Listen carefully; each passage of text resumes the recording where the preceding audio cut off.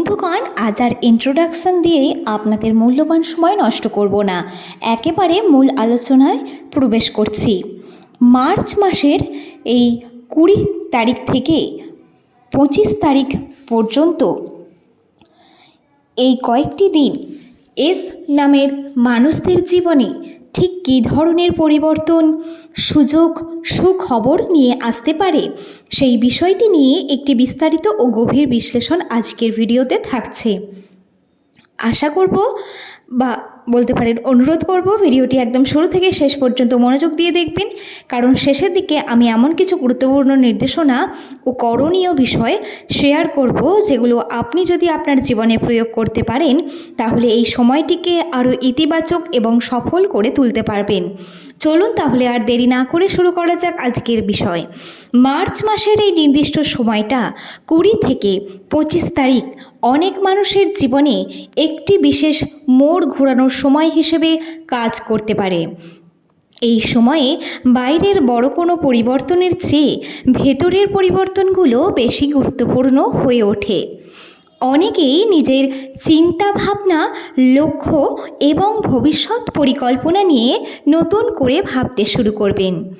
জীবনের এমন কিছু মুহূর্ত আসে যখন মানুষ নিজের ভেতরের শক্তি, স্বপ্ন এবং সম্ভাবনাকে নতুনভাবে আবিষ্কার করেন। এই কয়েকটি দিন ঠিক তেমনই একটি সময় হতে চলেছে। আপনি হয়তো হঠাৎ করেই উপলব্ধি করতে পারবেন আপনি এতদিন যা ভেবেছেন তার থেকেও অনেক বেশি শক্তিশালী আপনি। এই সময়ে অনেকের মনে নতুন নতুন আইডিয়া জন্ম নিতে পারে। কেউ কর্মক্ষেত্রে নতুন কিছু করার প্রেরণা পেতে পারেন, আবার কেউ নিজের ব্যক্তিগত জীবনকে আরও সুন্দর ও গুছিয়ে তোলার দিকে মনোযোগ দিতে পারেন। এখানে একটা বিষয় খুব গুরুত্বপূর্ণ, জীবনের প্রকৃত আনন্দ শুধু বড় সাফল্যের মধ্যে নয়, বরং ছোট ছোট অর্জন, প্রত্যেক দিনের অভিজ্ঞতার মধ্যে লুকিয়ে থাকে। এই সময়ে আপনি সেই ছোট্ট ছোট সুখগুলোকে বা সাফল্যগুলোকে নতুনভাবে উপলব্ধি করতে পারবেন বা সেগুলোকে অনুভব করবেন। মার্চ এই দিনগুলো আপনাকে আত্মবিশ্লেষণের একটি বড় সুযোগ দেবে। আপনি নিজের অতীতের কিছু ঘটনা নিয়ে ভাবতে পারেন, কিছু ভালো স্মৃতি, আবার কিছু কষ্টের অভিজ্ঞতা। কিন্তু বিশ্বাস করুন, এই সমস্ত অভিজ্ঞতাই আপনাকে আরও শক্ত, আরও পরিণত মানুষ হিসেবে গড়ে তুলেছে। ধরা যাক আপনি কারো কঠিন সময়ে তাকে সাহায্য করেছিলেন, কিন্তু যখন আপনার তাকে প্রয়োজন হয়েছে তখন হয়তো সে আপনাকে ফিরিয়ে দিয়েছে। এই ধরনের অভিজ্ঞতাগুলো হয়তো প্রথমে কষ্ট দেয়, কিন্তু পরবর্তীকালে শেখায় যে কারোর ওপরে ভরসা করে নয়, কাকে কতটা বিশ্বাস করবেন, এবং সবথেকে বড় বিষয় যে নিজের শক্তির উপরই নির্ভর করা সবথেকে বড় ভরসা। এই সময়ে আপনার ভেতরে ধৈর্য, মানসিক শক্তি এবং স্থিরতা আরও পরিষ্কারভাবে প্রকাশ পাবে। আপনি বুঝতে পারবেন জীবনের যত বাধাই আসুক তা অতিক্রম করার ক্ষমতা একমাত্র আপনার মধ্যেই রয়েছে, আর কেউ পারবে না আপনাকে সেখান থেকে বের করতে। এবার যদি কর্মক্ষেত্রের দিকে নজর দিই তাহলে দেখা যাবে এই সময়টা ধীরে ধীরে উন্নতির ইঙ্গিত দিচ্ছে। হয়তো কোনো সাফল্য একদিনে আসে না, আসবেও না, কিন্তু আপনি অনুভব করবেন আপনি আপনার যে শ্রম দিচ্ছেন, যে স্ট্রাগল করছেন বা কাজ করছেন প্রত্যেক দিন নিয়মিত, সেই পরিশ্রম আপনার বৃথা যাচ্ছে না। আপনি ছোট্ট ছোট্ট প্রত্যেক দিনের একটু একটু করে সাফল্যই আপনার বড় স্বপ্নের ভিত তৈরি করে দেবে। তাই এই সময়ে যদি আপনি আপনার নিজের কাজে মনোযোগী থাকেন তাহলে ভবিষ্যতে তার ফল আপনি অবশ্যই পাবেন। সম্পর্কের দিক থেকেও এই সময়টা অত্যন্ত গুরুত্বপূর্ণ। আপনি উপলব্ধি করতে পারবেন সত্যিকারের সম্পর্ক শুধু কথাই নয়, বরং বোঝাপড়া, মান সম্মান এবং সময় দেওয়ার মাধ্যমে আরও গভীর হয়। এই কয়েকটি দিনে আপনি হয়তো আপনার কাছের মানুষদের সঙ্গে বেশি সময় কাটাতে চাইবেন এবং সেই সময়টাই আপনার মানসিক শান্তি এবং শক্তির প্রধান উৎস হয়ে উঠবে। বন্ধুরা, এবার আসা যাক কিছু আধ্যাত্মিক করণীয় বিষয়ে, যা এই সময় আপনাকে আরও ইতিবাচক ফল পেতে সাহায্য করবে। সকালে ঘুম থেকে উঠে পবিত্র মনে আপনারা আল্লাহর নাম স্মরণ করুন এবং হিন্দুরা ঈশ্বরের নাম স্মরণ করুন। নামাজ আদায়ের পরে ইয়া আল্লাহ, ইয়া রাজ্জাক, ইয়া মুগনি এই নামগুলো 11 বার পাঠ করে নিজের মুখে হাত বুলিয়ে নিন।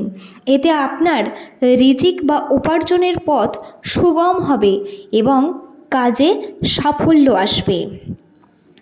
যদি কোনো কারণে মন অস্থির থাকে বা অশান্তি অনুভব করেন, তাহলে বিসমিল্লাহির রহমানির রহিম 3 বার পড়ে 1 গ্লাস জল পান করবেন। এতে আপনার ভেতরের উদ্বেগ দূর হবে, আপনার মনকে শান্ত করবে। বন্ধুরা, সব মিলিয়ে বলা যায় যে এই সময়টা আপনার জীবনে ধীরে ধীরে ইতিবাচক পরিবর্তনের সূচনা করতে পারে। হয়তো বড় কোনো নাটকীয় ঘটনা ঘটবে না, কিন্তু আপনার ভেতরের উপলব্ধি, আত্মবিশ্বাস এবং মানসিক শক্তি আপনাকে ভবিষ্যতের জন্য প্রস্তুত করে তুলবে। বন্ধুরা, এতক্ষণ আমি মুসলিম বন্ধুদের জন্য বললাম, এবার হিন্দু বন্ধুদের জন্য বলি। সকালে সূর্য ওঠার পরে একটি তামার পাত্রে জলের সঙ্গে 1 চিমটি গঙ্গা জল, 1টি লাল ফুল ও সামান্য গুড় মিশিয়ে সূর্যদেবকে অর্পণ করুন। এই সময় 3 বার বলবেন ওম ঘৃণী সূর্যায় নমঃ। এতে কর্মফল শুভ হয়, আটকে থাকা কাজগুলো এগোতে শুরু করে। এই দিন সন্ধ্যায় বাড়ির দক্ষিণ পূর্ব কোণে রান্নাঘরে বা পুজোর ঘরে একটি ছোট্ট প্রদীপ জ্বালাবেন। তাতে দেবেন ঘি কিংবা সরিষার তেল এবং প্রদীপের পাশে রাখা 5টি কড়ি এবং 5টি রূপার মুদ্রা দেবেন, প্রদীপের পাশে রাখবেন। এই সময় আপনি মনোযোগ দিয়ে বলবেন, মা লক্ষ্মী আমার সংসারে সুখ সমৃদ্ধি আনো, অশুভ শক্তিকে দূরে রাখো। এবং প্রদীপটি নিভে যাওয়ার পর সেই মুদ্রাগুলি আপনি আপনার কাছে আলমারিতে রেখে দেবেন। অর্থলাভ নিশ্চিত। বন্ধুরা, শনিবারের প্রভাবে এস নামের মানুষদের একটু ভারী মন হতে পারে, কারণ শনির দৃষ্টি এই দিন প্রবল থাকে। তাই বিকেলে একটি লোহার পাত্রে সরিষার তেল ভরে তাতে নিজের প্রতিবিম্ব দেখুন। তারপর সেই তেল একটি পিপল গাছের গোড়ায় ঢেলে দিন। এতে শনির দোষ কমে যাবে এবং আপনার জীবনে স্থিতি আসবে। আর যদি প্রেমে দূরত্ব তৈরি হয়ে থাকে, তাহলে রাতে প্রিয়জনের নাম মনে করে আপনি একটি লাল গোলাপ জলের পাত্রে রাখবেন এবং বলবেন যে আমাকে সত্যিই ভালোবাসে, সে যেন আমার জীবনে ফিরে আসে, কোনো দিন না ছেড়ে চলে যায় আমাকে। পরদিন সকালে সেই জল আপনি কোনো গাছের গোড়ায় ঢেলে দেবেন। এতে সম্পর্কের মধ্যে থাকা টানাপোড়েন কমে যাবে বা আপনাদের মধ্যে ভুল বোঝাবুঝি কিন্তু দূর হয়ে যাবে। আমাদের জীবনের প্রত্যেকটি দিনই নতুন সম্ভাবনা নিয়ে আসে। আপনি যদি সেই সম্ভাবনাকে গ্রহণ করার সাহস রাখেন, তাহলে আপনার পথ নিজেই উজ্জ্বল হয়ে উঠবে। আপনার মতামত অবশ্যই কমেন্টে জানাবেন। আজকের মতো এখানেই শেষ করছি। সুস্থ থাকুন এবং পজিটিভ থাকুন। আর ভিডিওটি ভালো লাগলে একটি লাইক এবং চ্যানেলটিকে সাবস্ক্রাইব করতে ভুলবেন না।